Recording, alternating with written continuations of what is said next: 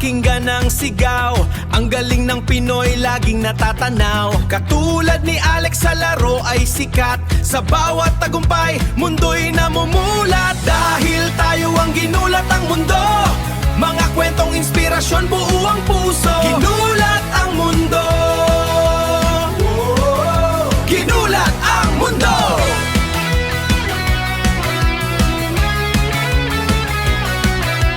Kagulat World, gulantang ang tennis world. Isang pamilyar na pangalan ang muling nagpapatibok sa puso ng mga Pinoy tennis fans. Si Alexandra Ayala, ang ating Pinoy tennis dynamite. Matatandaang nung nakaraang taon sa Miami Open, kinulat ni Alex ang buong mundo nang patumbahin niya ang world number 1 na si Iga Swiatek sa quarterfinals via straight sets, 6-2, 7-5. Ito ang itinuturing na ultimate shockwave na nagpabagsak sa dominasyon ng Polish Titan at nagpasilab sa pangarap ng bansa para sa isang Grand Slam contender. Ngayon, ang tanong ng lahat, maulit kaya ang kasaysayan sa BNP Paribas Open ngayong 2026? Ang tinaguriang 5th Grand Slam sa Indian Wells ay posibleng maging entablado para sa isang blockbuster rematch. Pasok na sa entry list ang dalawa at sa pagkakataong ito, hindi na wildcard si Alex. Bitbit ang kanyang career high na number 31 ranking, si Alex ay papasok bilang isang seeded player na may bitbit na first round bye. Sa kabilang banda, si Iga Swiatek ay determinadong makuha ang kanyang ikatlong titulo sa disyerto ng California. Si Kai Sotto man ang anchor natin sa basketball, si Alex Ayala naman ang mukha ng ating laban sa world stage ng tennis. Mula sa pagiging wildcard entry noong nakaraang taon, si Alex ay isa ng seryosong banta sa tour. Ang kanyang momentum mula sa Dubai QF ay nagpapakita ng maturity na kinakatakutan na ngayon ng mga elite players. Ang posibleng tapatang ito ay hindi lang usapin ng ranking. Ito ay labanan ng tactical variety ni Alex laban sa topspin dominance ni Iga. Noong Miami Open, napatunayan ni Alex na kaya niyang bumangon mula sa 4-2 deficit sa second set sa pamamagitan ng kanyang lefty spins at unbothered resilience. Habang si Iga ay naghahanda para sa respack, ang pressure ay nasa panig ng world number 1 dahil sa vulnerability na ipinakita niya laban sa Pinay. Sa Indian Wells, ang mas mabagal na surface ay maaaring maging pabor kay Alex para muling gulatin ang mundo. Handa na ba ang desert court para sa muling pag-atake ng Pinay Warrior? Abangan ang explosive clash na ito. Sariwa pa sa alaala ng bawat tennis fan ang sandaling lumuhod si Alexandra Ayala sa court ng Miami Open 2025. Isang wildcard entry na pumasok ng walang ingay, ngunit lumabastas na isang ganap na legend. Ang kanyang 6-2, 7-5 victory laban sa nooy tila unbeatable na si Iga Swiatek ay nagpadala ng chills sa buong WTA. Ito ang biggest upset of the year na nagbigay ng goosebumps hindi lang sa mga nanonood sa stadium, kundi maging sa milyon-milyong Pilipino online. Sa pagpasok natin sa BNP Paribas Open 2026, ang tensyon ay abot langit. Ang Indian Wells ay kilala sa matinding klima at gritty na surface na perpekto para sa mga players na may mataas na stamina at tactical intelligence. Dahil si Alex ay seeded number 31, mayroon siyang stratehikong bentahe, ang first round bye. Ibig sabihin, mas fresh ang kanyang katawan kumpara sa ibang qualifiers. Si Iga naman, bilang top seed, ay may target sa kanyang likod. Ang potential rematch sa round of 32 o mas mataas pa ay ang pinaka-inaabangang storyline ng torneo. Bago marating ang Miami Miracle, dumaan si Alex sa matinding heartbreaks. Matatanda ang may mga early exits siya sa Australian Open at Qatar na nagtulak sa mga skeptics na questionin ang kanyang top-level readiness. Marami ang nagsabing masyadong grueling ang kanyang schedule para sa isang 20 anyos.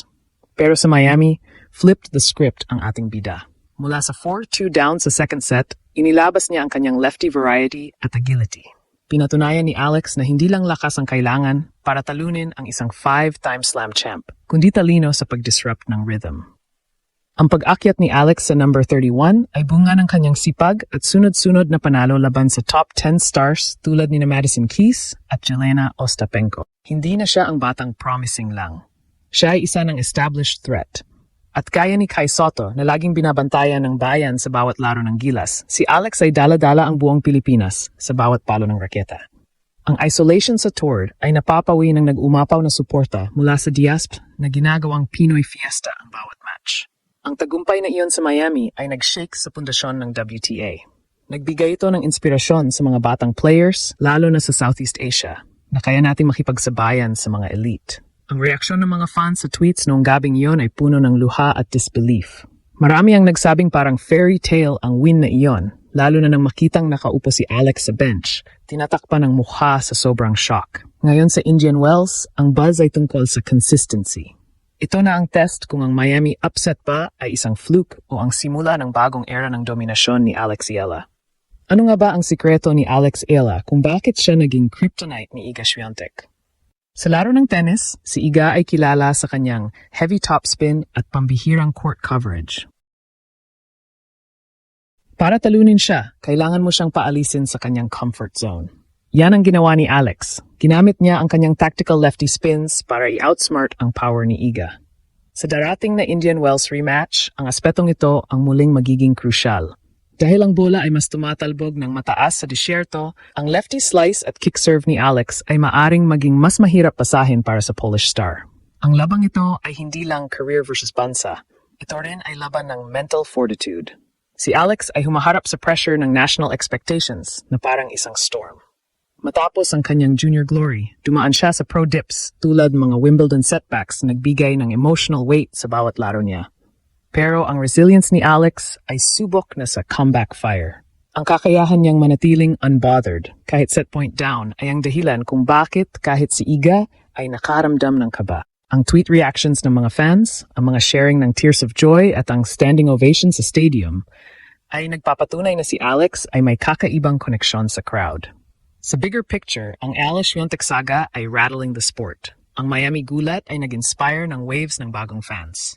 Ang mga Filipino diaspora sa California ay handa ng sugurin ng Indian Wells para gawin itong home court ni Alex. Ang atmospheres na nalilikha niya ay inilalarawan bilang football frenzy, maingay, makulay at puno ng goosebumps. Kahit ang mga tennis legends ay napapansin ang energy na dala ni Alex, na ayon sa ilan ay bigger draw pa kaysa sa ilang Western elites. Ito ay isang malaking tulong sa WTA diversity at naglalagay sa bandila ng Pilipinas sa pinaka-prestihiyosong spotlight.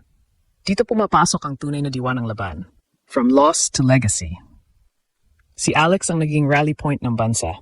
Pagkatapos ng mga nakaraang pagdududa, muling nabuhay ang pag-asa ng bansa para sa ating unang Grand Slam singles title. Ang online wave ng anticipation para sa Indian Wells ay explosive. Naniniwala ang bayan na ang maturity na ipinakita ni Alex sa Miami, ang pag-dismantle sa laro ng isang titan, ay kayang ulitin. Hindi na tayo nanonood lang para lumaban. Nanonood na tayo dahil alam nating kaya nating manalo. Habang papalapit ang laban, ang hype ay hindi mapigilan. Si Iga ay siguradong gutom sa respak para protektahan ang kanyang number 1 aura. Habang si Alex ay handang patunayan na ang kanyang pag-aakyat sa ranking ay hindi tsamba. Tulad ni Kai Sotto na anchor ng ating Gilas Dreams, si Alex Yela ang ating pambato sa global tennis map. Ang Indian Wells 2026 ay hindi lang basta tournament. Ito ay ang posibleng reclamation project ng Pinoy Pride. Will history repeat itself sa desert courts? Ang buong Pilipinas ay roaring at handang sumaksi sa isa pang gulat ng mundo. Isang tagumpay na hindi lang para sa career ni Alex, kundi para sa legacy ng bawat Pilipino, nangarap na itumbas ang galing sa pinakamahuhusay sa mundo.